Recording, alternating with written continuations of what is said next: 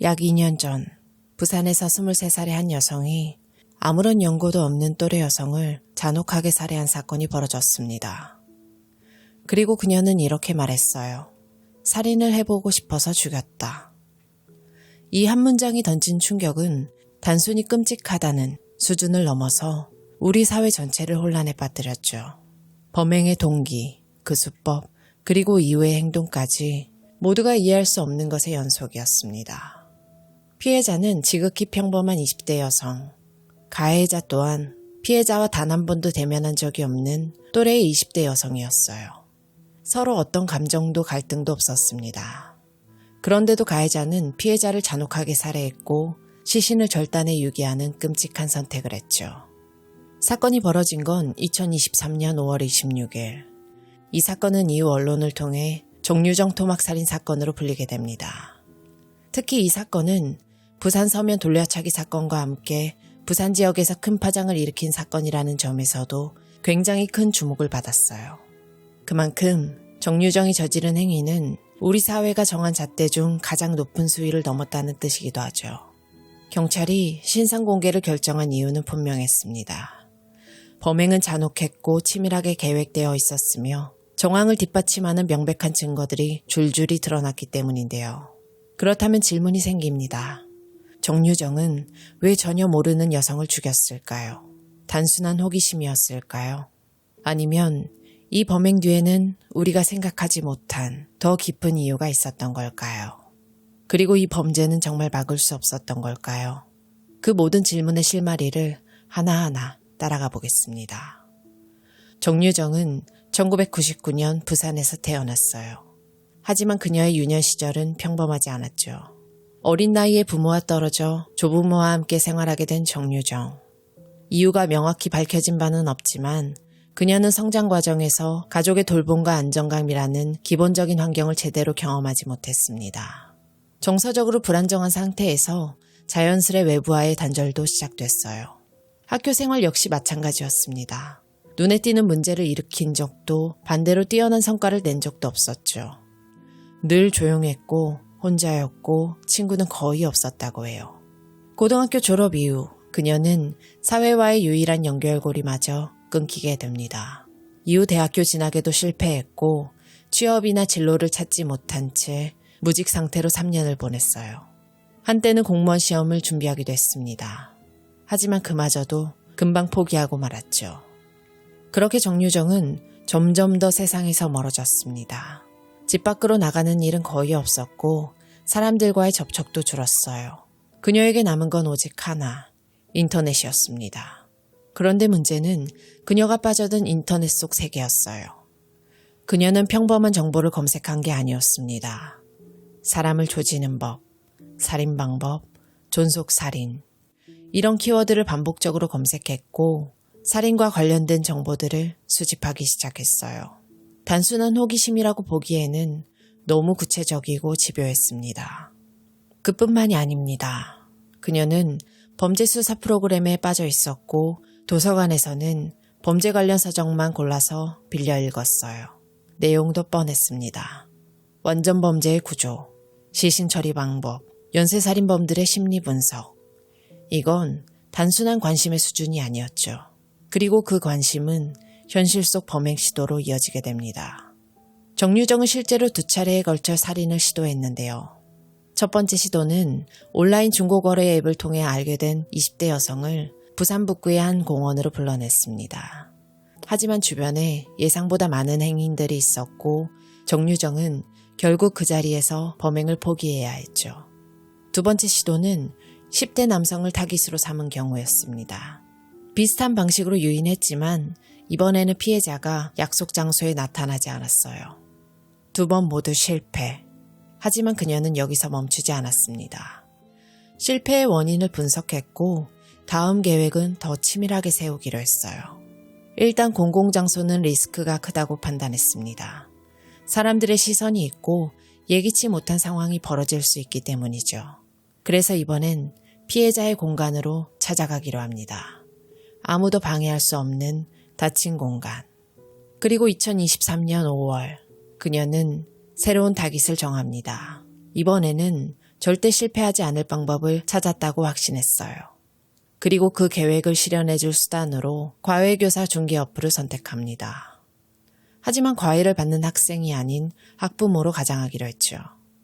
정유정은 학부모 회원으로 가입한 뒤 과외교사를 찾는다는 글을 올립니다. 중학교 3학년 딸을 둔 엄마입니다. 영어과외 선생님을 찾고 있어요. 이 문장을 기반으로 정유정은 교사들에게 메시지를 보내기 시작했죠. 상담 가능할까요? 수업 방식이 궁금해서요. 그렇게 그녀는 총 54명의 교사와 연락을 주고받았습니다. 하지만 그녀가 원하는 조건은 단 하나였어요. 혼자 사는 여성일 것, 과외 장소가 피해자의 집일 것, 그리고 마침내 조건에 완벽히 맞는 사람이 나타났습니다.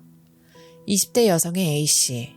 A씨는 혼자 살고 있었고 집에서 과외 수업을 진행할 수 있는 상황이었죠. 정유정은 이 여성을 최종 목표로 정합니다. 이제 남은 건 실행뿐이었어요. 범행 전 정유정은 하나씩 계획을 실현해 갑니다. 첫 번째는 위장. 중학생처럼 보이기 위해서 중고 교복을 구입했어요.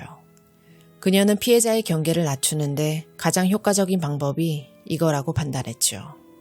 두 번째는 흉기 준비. 집에서 사용하던 과도 2자루, 중식도 1자루, 총 3개의 흉기를 검은 에코백에 담았습니다. 겉보기엔 그저 작은 가방일 뿐이었어요. 세 번째는 시신 처리 준비. 정유정은 피해자의 집에서 시신을 훼손하고 유기할 계획까지 세웠습니다. 그래서 미리 여행용 캐리어를 준비했고 인터넷에서 관련 정보를 검색하기 시작했죠. 시신 없는 살인, 살인 후 시신 처리, 이런 단어들이 정유정의 검색창에 반복적으로 등장합니다. 그녀는 이 계획이 완벽하게 끝나야 한다고 생각했어요. 그리고 모든 준비가 끝난 순간 정유정은 범행 하루 전날 아버지에게 전화를 겁니다. 통화는 무려 2시간이나 이어졌어요. 그리고 억눌러 온 감정을 쏟아냈습니다. 부모에게 외면당했던 유년기, 아무것도 되지 못한 자신, 버림받았다는 감정까지. 하지만 아버지의 반응은 차가웠어요. 그리고 정유정에게 한마디를 남깁니다. 너도 다른 사람 입장에서 생각해봐라. 그 말은 정유정의 분노에 불을 지폈어요. 통화를 끝낸 뒤 정유정은 한 장의 메모를 남겼죠. 안 죽이면 푼이 안 풀린다. 그녀는 이제 그 어떤 망설임도 없었습니다. 정유정은 마지막 준비를 마치고 피해자의 집으로 향했어요.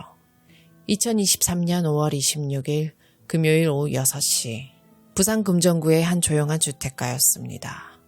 정유정은 교복을 입고 손에는 검은 에코백을 들고 있었죠. 그 안에는 그녀가 직접 준비한 흉기들이 있었습니다. 이날 정유정은 과외를 받기로 한 중학교 3학년 여학생의 모습으로 피해자 A씨의 집을 찾아갔어요. 이미 연락을 주고받으면서 약속이 잡혀 있었고 A씨는 아무 의심 없이 문을 열었습니다. 피해자의 눈앞에 선 사람은 단정한 교복 차림의 조용한 여학생. 그 모습에 경계심이 풀렸는지 A씨는 그녀를 집 안으로 들였어요. 정유정은 신발을 벗고 조심스럽게 거실 안으로 들어섰습니다. 에코백을 손에서 내려놓고는 소파 쪽으로 앉았죠. 그런데 그 순간 정유정이 입을 엽니다. 사실은 저 25이에요. A씨는 당황했어요. 분명히 중학생이라고 들었는데 갑작스러운 고백에 적잖이 놀란 눈치였습니다. 그 다음 정유정은 말의 수위를 높였어요. 사실 저 살아려고요. 근데 혼자 죽긴 억울해서 같이 죽어줄 사람을 찾았죠. 잠시 정적이 흘렀습니다. A씨는 눈빛이 흔들렸고 자리에서 일어나려고 했죠. 정유정은 그걸 눈치채고 작게 웃으며 말을 바꿉니다. 농담이에요. 그냥 시험 스트레스 때문에. 하지만 그 순간 A씨는 본능적으로 위험을 감지했어요. 그리고 그녀의 직감은 맞았죠. 정유정은 그 짧은 순간을 틈타 조용히 에코백 안으로 손을 넣었습니다. 그리고 다음 순간 미리 준비해둔 흉기를 꺼내 거침없이 A씨를 향해 휘둘렀어요. A씨는 반사적으로 비명을 지르며 몸을 돌려 도망치려고 했습니다. 하지만 너무 늦었죠. 정유정은 흉기를 든 채 목, 가슴, 팔, 얼굴 등 전신을 향해 무차별적으로 찔렀어요. 그 공격은 단 몇 번으로 끝나지 않았습니다. A씨는 쓰러지면서도 저항을 했고 정유정은 10분 이상, 무려 100번 넘게 칼을 휘둘렀죠. 그중 치명상은 목에 큰 정맥과 가슴에 패를 관통한 자창이었습니다. 그리고 A씨는 과다출혈로 현장에서 숨졌어요. 살인을 저지른 직후 정유정은 놀라지도 두려워하지도 않았습니다. 그녀는 흉기를 내려놓고 그대로 다음 단계에 돌입했죠. 집안에는 정적이 흘렀어요. A씨는 바닥에 쓰러진 채 움직이지 않았습니다. 바닥엔 핏자국이 넓게 퍼져 있었고 정유정의 손에는 여전히 핏빛이 묻어 있었죠. 하지만 그녀는 아무런 감정의 동요도 없이 천천히 가방 쪽으로 걸어갑니다. 그리고 가방에서 미리 준비해둔 중식도를 꺼냈어요. 정유정은 알고 있었습니다. 이 상태로는 시신을 들고 나갈 수 없다는 걸. 그녀는 피해자의 몸을 옮기기 위해 작게 나눠야 한다고 생각했죠. 먼저 허리 부분을 절단하기 시작합니다. 하지만 시신을 훼손하는 일은 그녀가 생각했던 것처럼 간단하지 않았어요. 정유정은 힘을 줘서 수십 차례 칼을 내려치며 허리뼈를 자르기 시작했습니다. 그 과정에서 피해자의 옷가지와 핏자국이 사방으로 번졌고 방 안은 살해 현장에서 시신 훼손 현장으로 바뀌어갔어요. 그 다음 그녀가 집중한 부위는 손목. 지문을 통해 신원이 확인되는 걸 막기 위해서 손목을 잘라내기로 합니다. 그녀는 손목 부위를 조심스럽게 절단했고 이때부터는 시신의 일부를 별도로 보관할 계획을 세우기 시작했어요. 당장 모든 시신을 한꺼번에 옮기기는 어렵다고 판단한 정유정은 일부만 우선 유기하기로 결정했죠. 그녀는 미리 준비해뒀던 대형 캐리어를 꺼내 펼칩니다. 그리고 훼손한 시신 일부를 조심스럽게 그 안에 넣기 시작했어요. 옷가지 일부는 캐리어에 함께 담겼고 그녀는 피해자의 소지품들도 따로 챙겼어요. 휴대전화, 지갑, 신분증. 정유정은 이 물건들이 수사에 이용될 수 있다는 걸 알고 있었습니다. 그래서 피해자의 정체를 더 늦게 알게 하거나 실종으로 보이게 만들려는 의도였죠. 시간은 새벽으로 접어들고 있었습니다. 5월 27일 새벽 3시경 정유정은 모든 준비를 마친 후 시신 일부가 담긴 캐리어를 끌고 피해자의 집을 빠져나왔어요. 거리는 조용했고 아무도 그녀를 신경 쓰지 않는 듯 보였습니다. 정유정은 주저없이 택시를 잡아탔어요. 호포역으로 가주세요. 택시기사는 새벽 시간 젊은 여성이 여행을 가는 줄로만 알았습니다. 그때까지만 해도 수상하다는 느낌은 없었어요. 택시는 어두운 도로를 따라 조용히 달렸고 이윽고 공원 인근 숲 앞에 도착했죠. 도착하고 정유정은 이렇게 말합니다. 잠깐 다녀올게요. 특별히 이상할 것 없는 말이었고 택시기사는 왕복요금도 기대할 수 있겠다 싶어 그대로 기다리기로 합니다. 새벽 시간이라 손님이 많지 않았고 정유정이 캐리어를 끌고 숲속으로 들어가는 모습은 그저 어디에 뭔가 버리러 가나 보다 정도로만 생각했어요. 하지만 시간이 흐르면서 뭔가 이상했습니다. 20분이 지나 정유정이 다시 모습을 드러냈는데 이번엔 빈손이었어요. 그녀는 캐리어도 없이 가볍게 걸어 나왔고 어색하게 웃으면서 말했습니다. 다시 태워주실 수 있나요? 택시기사는 그 순간 이상하다고 느꼈어요. 처음에는 분명히 캐리어를 질질 끌고 갔는데 나올 때는 손에 아무것도 없었다는 게. 더군다나 그녀의 표정은 침착했지만 무언가 감추는 듯한 묘한 분위기를 풍기고 있었죠. 직감이 말했습니다. 아, 뭔가 잘못됐다. 택시기사는 정유정을 태운 채 조용히 출발했고 이후 바로 경찰에 신고합니다. 오전 6시 신고를 받은 경찰은 즉시 황산문화체육공원 인근 낙동강변 숲 일대를 수색했고 곧이어 풀숲에서 사람의 시신 일부를 발견했어요. 현장에서 수거된 유기물과 정황은 정유정이 범행을 저질렀다는 사실을 뒷받침하기에 충분했지요. 경찰은 즉시 정유정을 긴급 체포했습니다. 경찰 조사에서 정유정은 우발적인 범행이었다는 주장을 반복했습니다. 하지만 이어진 진술에서 그녀는 이렇게 말했어요. 살인을 해보고 싶어서 죽였어요.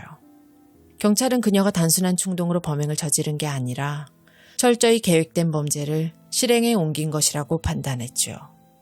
이제 정유정의 살인의 전말이 서서히 세상 앞에 드러나기 시작했습니다. 수사는 빠르게 진행됐고 피해자의 신원이 확인되자 그 잔혹한 범행 수법과 정황을 고려해서 경찰은 이례적으로 신속한 결정을 내렸어요.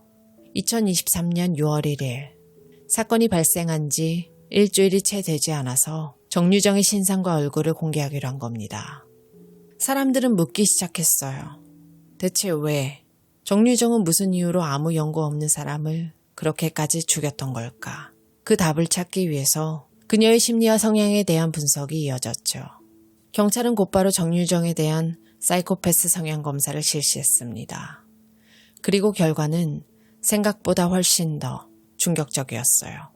40점 만점의 검사에서 정유정은 28점을 기록했죠. 이 수치는 연쇄살인범 강호순보다 1점이나 높은 수치인데요. 물론 사이코패스 진단의 절대적 기준은 아니지만 이 점수는 분명한 반사회적 성향을 시사하는 수치였습니다. 전문가들은 말했어요. 정유정은 감정공감 능력이 결여되어 있었고 범죄에 대해서 도덕적 거리감 없이 접근할 수 있는 심리를 갖고 있었다고 말이죠. 하지만 동시에 완벽한 범죄를 계획하고 실행할 만큼 치밀한 성향은 아니었다는 분석도 함께 나왔습니다. 무자비하고 계획적이기는 했지만 허술한 점이 많았고 무언가를 감추기 위한 능력이나 계산된 연출이 부족했다는 거예요. 그리고 재판이 시작됩니다. 2023년 11월 6일 검찰은 정유정에게 사형을 구형했어요. 그리고 같은 달 24일 1심 선고가 내려졌습니다. 정유정에게 무기징역과 전자발찌 30년간 부착이 선고됐죠. 법정은 그날 차가운 침묵에 휩싸였습니다. 그리고 이어서 정유정이 제출한 수십 장의 반성문에 대해서는 이렇게 말했어요. 21회에 걸쳐 반성문을 냈지만 진정으로 반성하는 모습인지 의문이다. 체포 이후 피고인의 태도는 오히려 계산되고 자기적인 측면이 강하게 보였다. 정유정은 실제로 재판을 준비하며 반성문을 21차례나 제출했지만 재판부는 받아들이지 않았죠.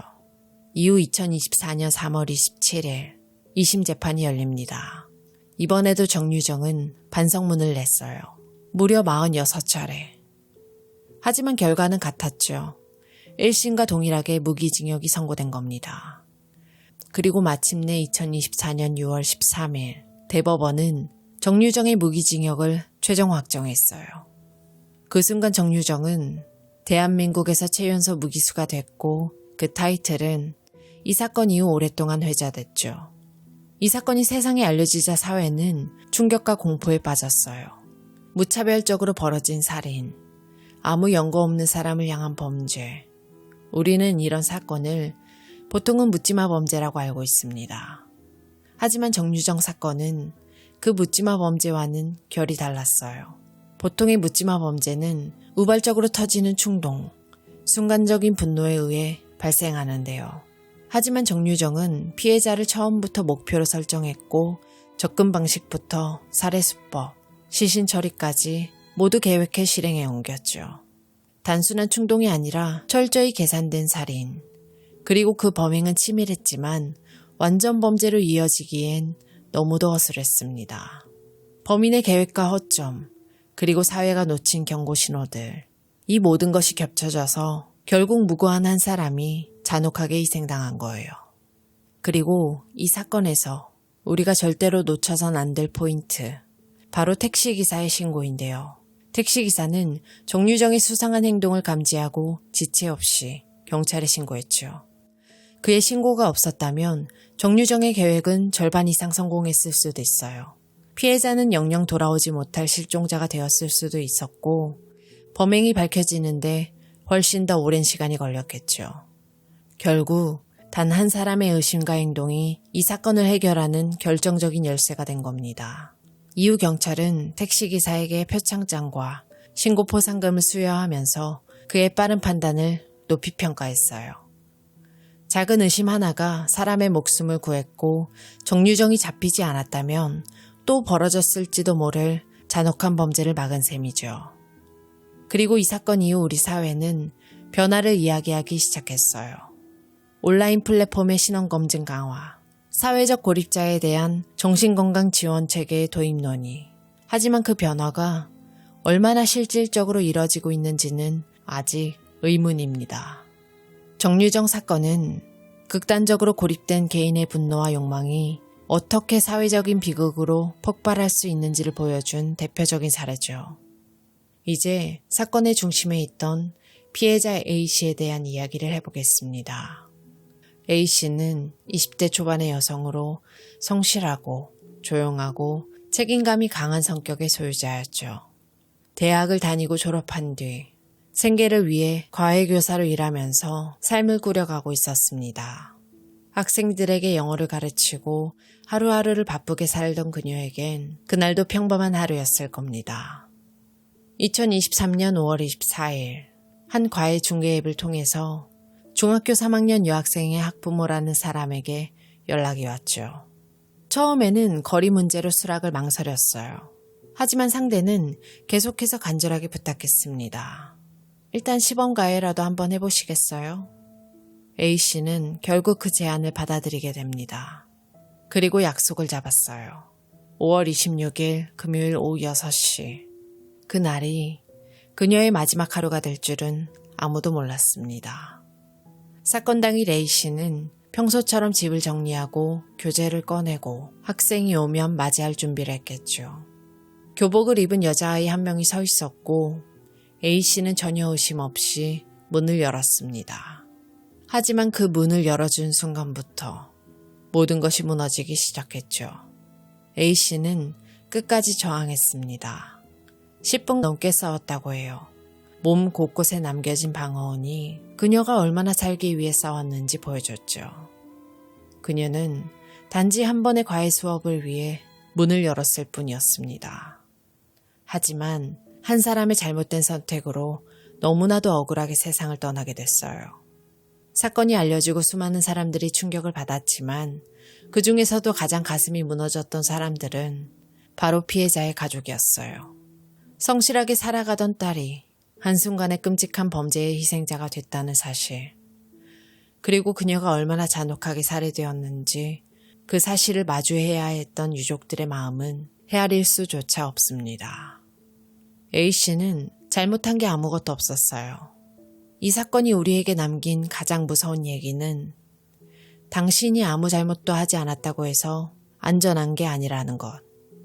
그리고 그 피해자는 언제든 우리 자신일 수도 있다는 것. 이 사실을 절대 잊어서는 안 됩니다. 안타깝게 희생당한 피해자분의 명복을 빌겠습니다. 지금까지 고요한 밤이었습니다.